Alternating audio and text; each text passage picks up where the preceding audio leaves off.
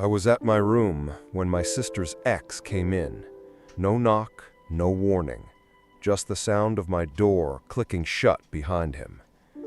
I froze mid-sentence on my laptop.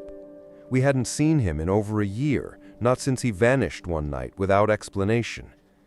Now he was standing there, dripping rain onto my carpet, his hood half shadowing his face. "You're the only one who will believe me," he said, voice low, eyes scanning the corners of my room like someone might be hiding there. The muscles in my neck tightened. "Believe you about what?" Instead of answering, he reached into his jacket and pulled out a small rusted key on a strip of cracked leather. The thing looked ordinary at first glance, but his grip on it was white-knuckled tight, like it was the only thing keeping him afloat. "It's your sister," he said, almost whispering. "She's in trouble, and if we don't move now, we won't find her." I almost laughed. "She's in the kitchen making tea." But even as I said it, I hadn't seen her since last night. He shook his head once. "No, she's gone." A cold, heavy weight sank into my chest. "Gone where?"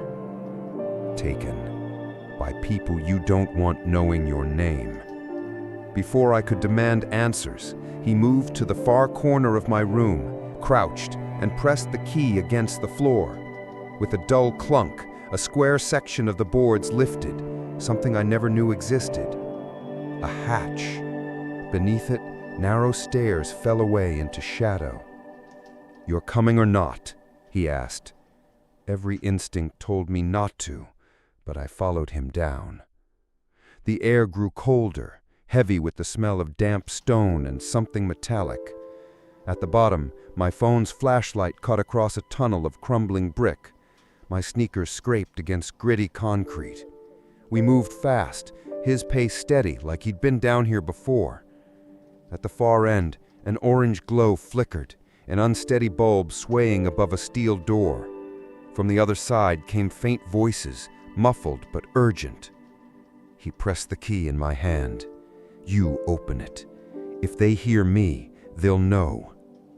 I slid the key into the lock, my hands trembling. The mechanism clicked, the hinges groaned. The room beyond smelled of cigarettes and damp concrete.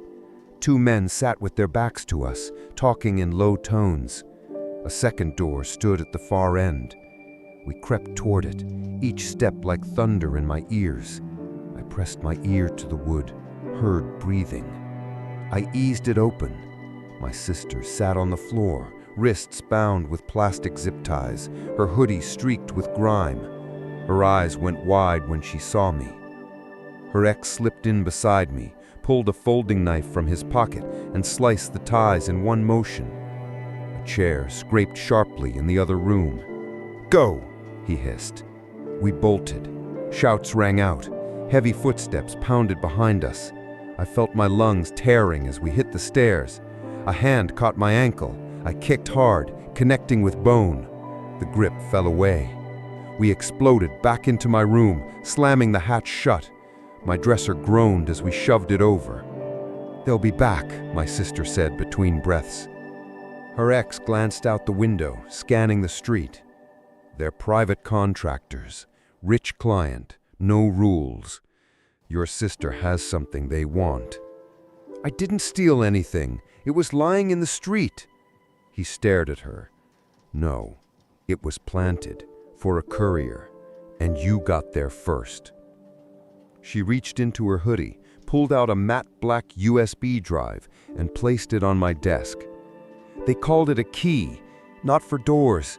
Bank accounts, offshore ones, millions."